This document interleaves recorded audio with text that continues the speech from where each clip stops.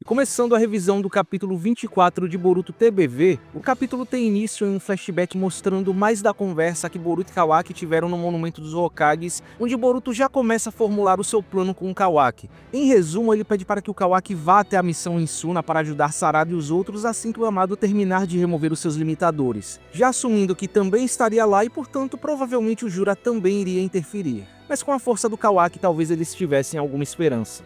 Porém, o Kawaki acha que não será algo simples, pois mesmo que por um instante ele pode ver o poder do Jura, e assume que mesmo que eles estivessem lutando juntos não seria o bastante. Porém, o Boruto sabia que era impossível derrotar o Jura, e fugir com todos usando o Hiraishin era a opção mais realista no momento. Na realidade, a verdadeira intenção do Boruto era que o Kawaki ganhasse tempo para ele conseguir se concentrar para usar o Hiraishin, visto que ele precisava de tempo para detectar o seu chakra para fazer viagens a longa distância, e ele não conseguiria fazer isso ao mesmo tempo que enfrentava o Jura. Voltando para Kawaki vs Jura, eles têm uma intensa batalha onde podemos ver o Kawaki usando todo o arsenal de habilidades do Ishiki com maestria, juntamente com a absorção do Karma, Taijutsu usando o bastão e seu braço transformado e tudo mais. Enquanto Boruto aparentemente tenta se acalmar à medida que o seu Karma vai se espalhando, reagindo com o Karma do Kawaki, claramente com medo de que o Momoshiki apareça. À primeira vista, parece que o Kawaki tem vantagem contra o Jura, que mal consegue revidar os seus ataques, o deixando num estado deplorável. Enquanto isso, em Konoha, Amado e Sumire assistem a tudo no laboratório através da visão do Kawaki. A Sumire inicialmente acha que o Kawaki conseguiu encurralar o Jura, porém o Amado percebe que não era bem assim. Logo após, o Jura calmamente, como se não fosse nada, puxa o seu livro de anotações enquanto fala consigo mesmo que, assim como havia imaginado, o poder de combate atual do Kawaki nem se compara ao de antes, também se perguntando como ele poderia ter conseguido tanto poder num curto espaço de tempo, e observando que ele não foi o único. O mesmo aconteceu com a Himawari, que repentinamente mostrou um grande poder ao sacrifício do Inojin, que serviu como um gatilho para isso, ou pelo menos é isso que ele supõe, e com a Sarada, que também havia despertado seu poder de forma repentina e até matou um dos seus com facilidade. Um detalhe que deixa a Sumire bem surpresa, inclusive. Continuando, o Juro observa que ambos os casos são situações inimagináveis em circunstâncias normais e pensa que há algum ponto em comum nesses casos, assumindo que esse ponto em comum seja o que é chamado de amor, que por um lado pode ser uma fraqueza fatal, mas por outro ele se pergunta se não pode se tornar um fator de crescimento que possibilita uma evolução fora do comum. Por fim, pedindo a opinião sincera do Kawaki sobre o assunto, mas o Kawaki apenas responde com uma explosão de energia bem no meio da cara do Jura. Até que de repente, depois que a poeira baixa, o Jura reaparece envolto no que parecem ser raízes do Jubi, que curam todos os seus ferimentos, fazendo ele sair de toda essa situação como se nada tivesse acontecido. Sendo assim, numa pose elegante fazendo as raízes de trono, o Jura lê as ações do Kawaki como um livro aberto, chegando à conclusão de que o Naruto está vivo, ao contrário do que disseram a ele quando ele foi a Konoha. Por fim, confessando ao Kawaki que quer devorar o Naruto, pois ele já teve conexão com as bijus, o que também poderia estar ligado ao amor, assumindo que se devorá-lo talvez possa aprofundar o seu entendimento sobre isso, o que deixa o Kawaki bravo partindo para cima do Jura. Porém, o Boruto intervém dizendo que conseguiu captar o símbolo. E por fim o Jura aceita que eles terminaram por aqui e ele e o Kawaki se despedem, com o Kawaki jurando que vai matar o Jura algum dia, até mesmo dando o dedo do meio para ele antes de partir, enquanto o Jura espera que eles possam se encontrar novamente.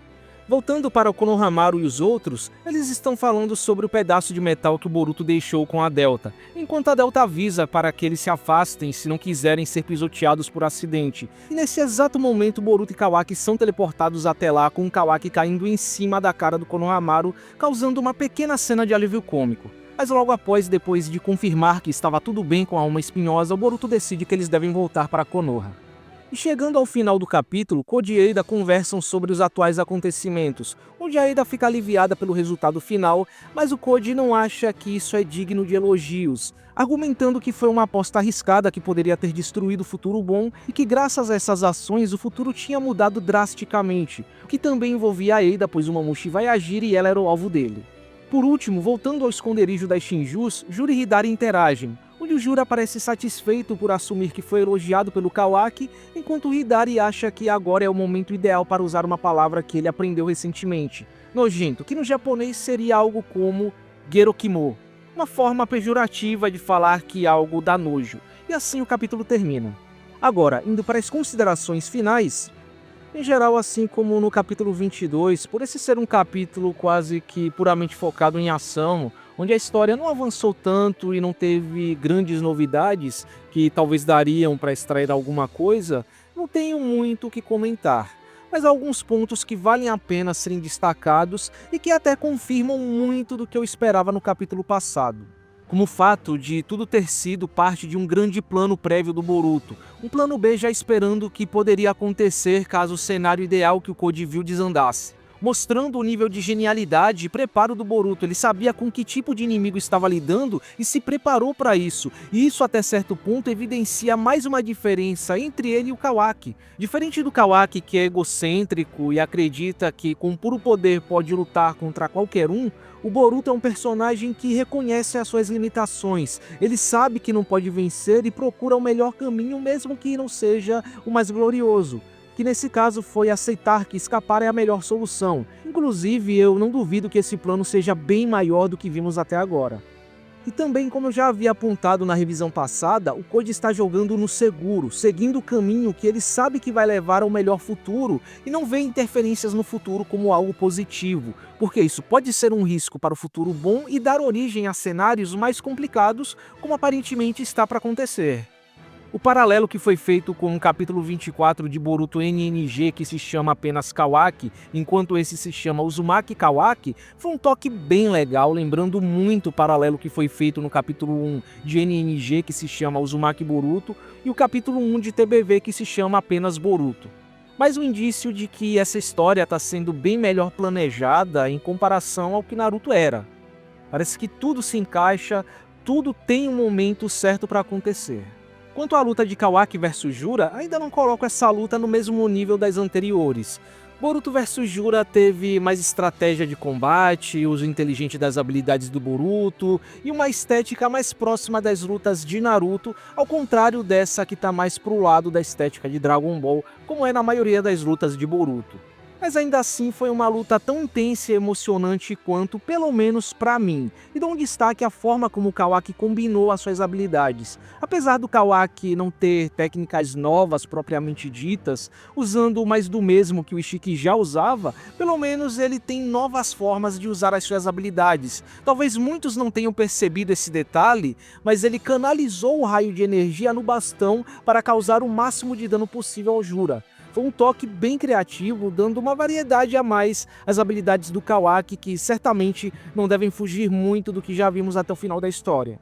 Aliás, eu acho que a maioria dos personagens provavelmente vão para essa linha, já que os seus arsenais e técnicas de assinatura estão bem definidos desde NNG. O desfecho dessa luta também foi excelente, só ajudou a elevar ainda mais o Jura como vilão do meu ponto de vista. Tanto na parte da imponência, foi muito foda ver o Jura se curando num instante e construindo um trono, mostrando como já se esperava que ele nunca esteve lutando a sério desde o começo. Foi aquele clássico clichê do vilão parecendo estar sendo pressionado num primeiro momento, só para quando ele estar prestes a ser derrotado, mostrar o seu verdadeiro poder ou que os esforços dos heróis nunca foram uma real ameaça a ele. No final das contas, ele estava fingindo e brincando com seus oponentes o tempo todo. Quanto na parte mais filosófica da busca dele por entender o que é o amor, ele está começando a ver que o amor não tem apenas o lado negativo de ser uma fraqueza que turva a razão dos humanos. Ele também pode ser uma fonte de força que faz com que os humanos sigam em frente e superem as maiores dificuldades nos piores momentos. Eu sinto que depois desse capítulo e desse diálogo com Kawaki, o Jura se tornou um personagem mais profundo e com mais personalidade. Mesmo que aos poucos eu acho que ele pode ter um desenvolvimento decente no quesito de entender a natureza humana lá o Meruem de Hunter x Hunter. Mas infelizmente me parece que as outras Shinjus não vão receber o mesmo tratamento. Eu só sei que quanto mais o Jura permanece como vilão, mais eu acredito que ele vai ser recorrente até o final, quem sabe até se tornando o equivalente do Obito para Boruto, um dos últimos vilões da franquia que vai dar base para o aparecimento dos vilões finais e mudar de lado, mesmo que seja bem no final da obra. Além disso, esse diálogo final entre Jura e Kawaki serviu para dar mais razões ao Kawaki para lutar contra o Jura, agora que o Naruto voltou a ser o alvo dele, e acho que o motivo do Jura ter o Naruto como alvo, e agora a Himawari, ficou mais claro depois desse diálogo final. Me parece que o Jura não segue a mesma regra que as outras Shinjus, que como sabemos, miram em pessoas que os seus originais mais amavam, na intenção de entender e superar o amor que eles veem como uma ameaça, como vimos sendo bem retratado pela Matsuri no capítulo 19. Ao que parece, no caso dele, não tem a ver com sentimentos de amor por alguém. O interesse dele está na conexão que o Naruto tem com as bijus e acredito que no caso da Himawari seja a mesma coisa, algo que ele acredita ter alguma ligação com o amor. O que meio que faz cair por terra aquela minha teoria de que o Jubi poderia ter sido originado de um Otsutsuki, que nesse caso Jura seria a personificação do Otsutsuki que deu base para o Jubi do Ishiki e tal, e que teria algum sentimento pelo Jubi da Kaguya, que no caso teria sido baseado num Otsutsuki que ele teria alguma relação. Mas ao que parece não tem nada a ver com isso, que por um lado é bom porque dá brecha para ainda termos os Otsutsukis do mural aparecendo em algum momento, caso eles não sejam originais do anime ou algo parecido. Em geral, eu acho que tivemos aqui o encerramento da luta contra o Jura e talvez desse arco em Suna em si. Eu não chamaria esse de um dos melhores finais de arco que a série já teve, ou mesmo para um final de volume. Na verdade, foi bem morno, sem nenhuma grande revelação, informação ou cliffhanger no final. O capítulo 20 foi mais épico em comparação, mas ainda assim foi um capítulo final bem ok, mas por conta da luta de Kawaki versus Jura, que cumpriu muito bem o seu papel em dar um choque de realidade para os heróis, mostrando que eles ainda precisam melhorar para enfrentar o grande vilão. Talvez minha única ressalva com esse capítulo é que tudo pareceu muito rápido, muito jogado, muito cru para ser mais exato.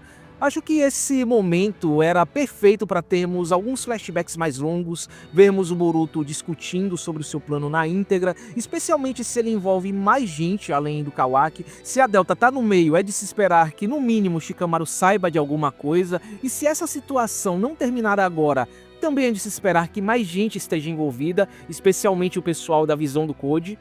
O que aconteceu no núcleo científico, como terminou esse trato entre Amado e Kawaki, ou se o Amado realmente tirou os limitadores do Kawaki, ou apenas aumentou o poder de ataque dele por outros meios, a reação da Sumire ao descobrir que o Amado esteve vigiando o Kawaki esse tempo todo, contra a vontade dele, etc. Enfim, eu acredito que essa luta poderia ter tido um encerramento no próximo capítulo, mas que seja. Espero que, no mínimo, alguns desses detalhes sejam mais aprofundados nos próximos capítulos, se possível. De resto, eu não sei vocês, mas o final do capítulo me passou muito a vibe de que o Hidari foi meio ofensivo com o Jura, quase como se fizesse uma provocação contra ele. Talvez um indício de que a personalidade do Sasuke está aflorando no Jura aos poucos e que ele pode acabar mudando de lado mais cedo do que se espera? Ou como muitos teorizam que, na realidade, quem voltou depois que o Hidari reviveu foi a consciência do Sasuke. Bom, vai saber. Por fim, quanto às minhas expectativas para o próximo capítulo, tirando o fato do Jura não ter recuado por conta própria e nem estar deixando seu papel de vilão por enquanto, não mudo muito o que eu falei na revisão passada. Para mim, essa sequência de lutas não vai acabar aqui. Não acho que deve demorar muito para o Mamute atacar como o Koji está prevendo. Mas acho que teremos pelo menos uns 2 capítulos menos frenéticos, focados em diálogo, para os personagens se reorganizarem para a próxima investida dos vilões e também para algumas questões vistas nesse capítulo serem discutidas, especialmente em relação à possibilidade do Momoshiki assumir o corpo do Boruto. Ao meu ver, aqui ficou meio que subentendido que o Boruto não tá frio e sem emoção porque ele virou Ed, mas porque ele está num constante estado de medo que o Momoshiki assuma o seu corpo, e ao que o Jura disse sobre o Naruto estar vivo. Porque agora todo mundo, no mínimo, vai desconfiar das palavras do Kawaki e dar mais crédito ao que o Boruto disse no interrogatório, porque vamos lembrar que não é só o Amado e a Sumire que estão assistindo. Shikamaru, Sai e toda uma divisão está vigiando o Amado também. Então isso certamente não deve passar em branco. E mesmo que não seja abordado agora, no mínimo eu espero ver alguma reação da Ino, do Sai ou até quem sabe dos conselheiros quanto a essa revelação. Bom, então é isso. Espero que vocês tenham gostado da revisão e nos vemos no próximo vídeo.